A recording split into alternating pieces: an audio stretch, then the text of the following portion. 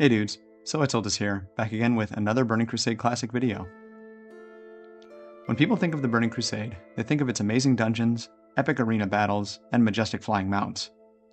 But one key aspect, as always, stands tall above everything else: the raids. From the epic attunement chains to iconic bosses and unforgettable mechanics, TBC really set the bar for what raid content could be in World of Warcraft. That all said, we should keep it real. Some fights are just way more fun than others. So, in celebration of the upcoming TBC Anniversary release, we're going to explore every boss from the first phase of the expansion, Tier 4. That's right, I'll be looking at every boss in Karazhan, Gruul's Lair, and Magtheridon's Lair, and ranking them based purely on how fun they are to fight. And while loot and lore might get a quick mention here and there, this list really is all about the encounters themselves. As always, please keep in mind that these rankings are purely my thoughts and opinions, so feel free to share your own rankings in the comments down below. And if you enjoy this kind of content, make sure to like, subscribe, and hit the bell so you don't miss any future TBC videos. But with that out of the way, let's dive into my list of the top tier bosses of TBC Phase 1.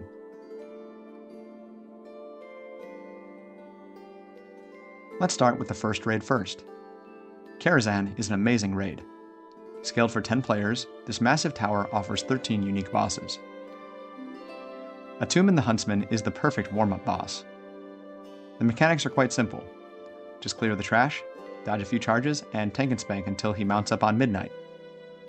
It's smooth, straightforward, and a good check for group coordination. But aside from a quick gear check for fresh 70s, it's not a particularly exciting fight. Hence the solid B tier. Directly to the right of the raid's entrance, you'll find the servants' quarters. This often forgotten wing is, for lack of a better term, a complete waste of time, which is probably why you don't even remember it. By killing way too much trash, you can spawn one of 3 mini-bosses that drop subpar, randomized loot. It's boring and uninspired, and the fact is that it's barely worth a mention here at all. F tier. Next up is Moroes. Now this is how you design an early raid boss. Moroes brings strategy, chaos, and that classic control the room energy. Between the different ad combinations that can completely change the fight, the intense crowd control coordination required, and the need for clean execution by all raid members, it's an intense experience for sure. Every week feels a little bit different, and that unpredictability earns Moroes a well-deserved S tier. The Maiden of Virtue looks pretty cool, and the room definitely has atmosphere, but the fight itself is, well, not much to write home about. She has a holy fire dot that needs to be dispelled, an annoying repentance that stuns the whole raid, and that's about it. It's a straightforward check for healers, but not much else, so she lands in the C tier.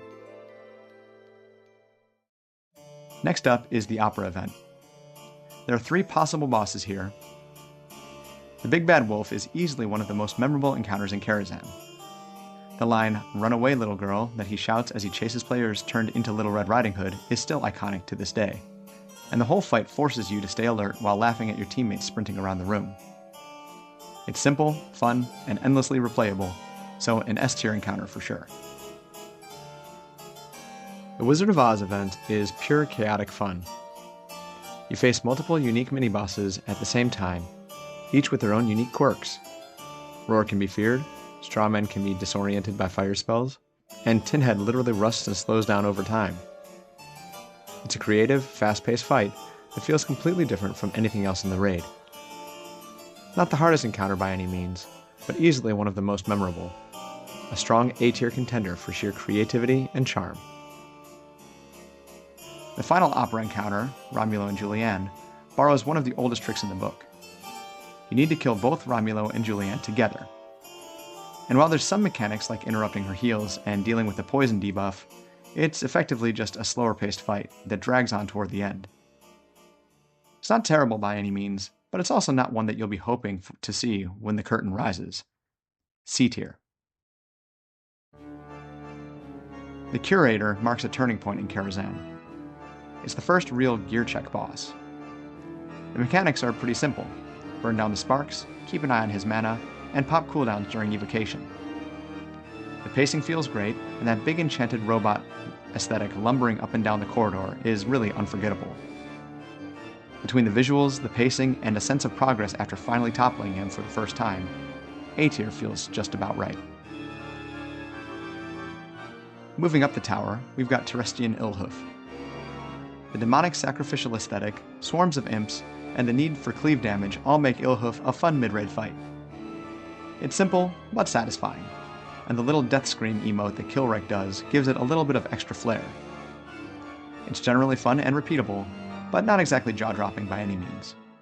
A fair B-tier encounter. Plus, he drops the squid stick. I will not move when flame wreath is cast or the raid blows up.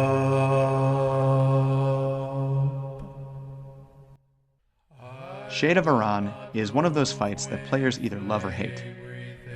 Between dodging blizzards, remembering to stand still during Flame Wreath, and quickly burning the water elementals at 40%, there's always something happening during this encounter. It can be a hectic fight, but one that keeps you alert. That said, it's also the one most likely to wipe pug groups because someone moved at the wrong time. So, overall, B tier for this one.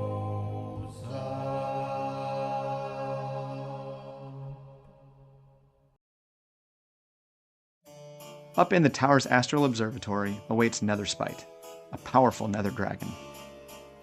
This fight is excellent for many reasons. In particular, the beam mechanic is what stands out for most, though. Players, depending on their role, need to weave in and out of the different colored beams to tank, heal, or DPS to their full potential. When done correctly, it feels awesome, especially the blue beam. When done wrong, things can quickly devolve into chaos. The learning curve is fun, the design is unique, and every pull is enjoyable. Definitely A tier.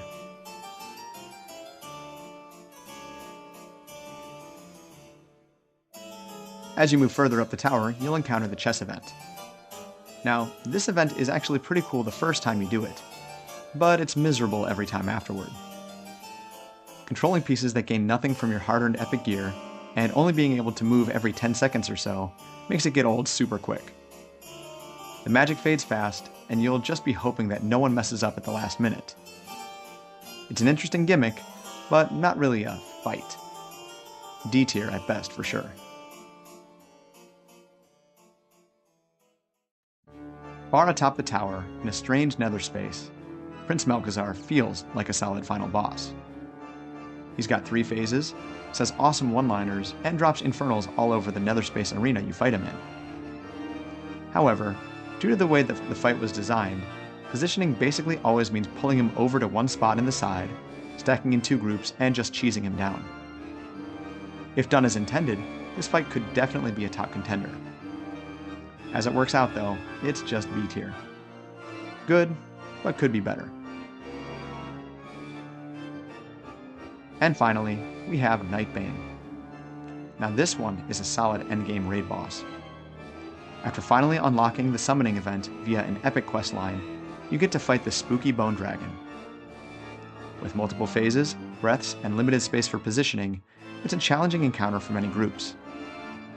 As such, the sense of accomplishment when you finally bring him down is stellar.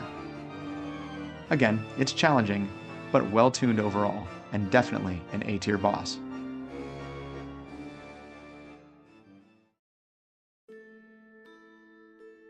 Alright, now that we've cleared the 10-man raid, let's explore the 3 25-man bosses of Tier 4. To start, let's head over to the Blade's Edge Mountains and enter Gruul's Lair. After zoning in and clearing a few simple trash packs, the first encounter here is High King Malgar. This council fight is pure chaos the first few times you do it, and that's what makes it so good. Each enemy has its own unique abilities, and coordinating your CC and kill order is key. From mage tanking Krosh to banishing Fellhounds, there's a job for every single member of your team. It's a fast-paced test of raid awareness, and an A-tier encounter all the way. The namesake boss of this raid, Gruul the Dragonkiller, is memorable, but honestly not particularly fun. The mechanics, Growth, Ground Slam, and Shatter, are fine, but after a few kills, it becomes a bit of a bore. Really, the only challenge is making sure to spread out, which isn't exactly groundbreaking. Still, it's a solid fight that tests positioning and awareness, and players will always want to kill him for a chance at that Dragonspine trophy. Overall, it's fine, but not exactly exciting enough for one of the top spots. B tier.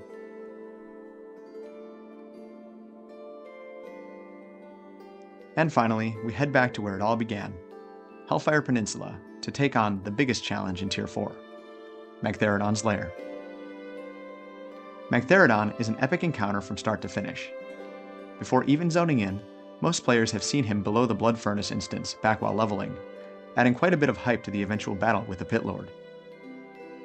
Upon clearing the few trash mobs and running down to him, it becomes clear that this fight indeed has it all.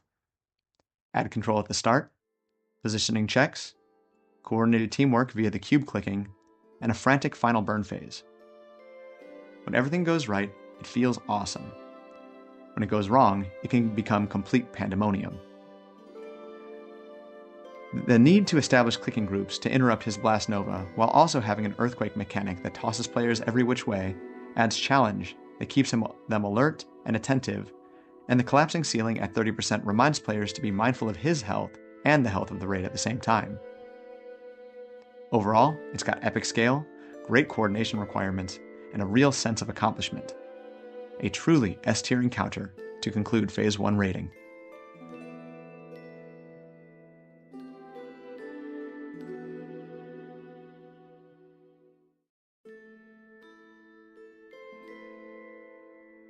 So, there you have it.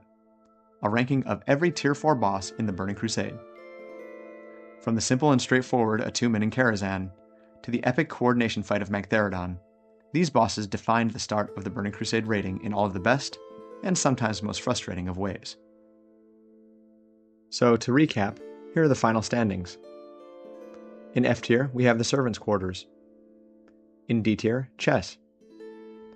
The C tier is made up of Maiden of Virtue and Romulo and Julianne from the Opera event, while in the B tier we have Atumen the Huntsman, Terestian Ilhoof, Shade of Aran, Prince Malchezaar, and Gruul the Dragonkiller. Up in A tier we have the Wizard of Oz, the Curator, Netherspite, Nightbane, and High King Malgar, and at the top of our list we have Moroes, Big Bad Wolf, and Magtheridon in the S tier. Honestly, Tier 4 has some amazing encounters, and as a start to the expansion, this tier nailed that classic Blizzard variety with a perfect mix of fun, frustration, and flavor. Of course, there were some stinkers, but overall it's a solid tier and a great way to start the expansion. What do you think though? Did I rank your favorite boss too low? Or maybe you hate Moroes but really love Chess? Whatever your opinion, let me know down in the comments. I'd love to hear your take.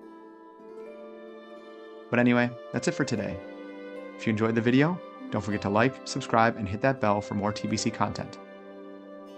Thank you so much for watching, and as always, take it easy, guys.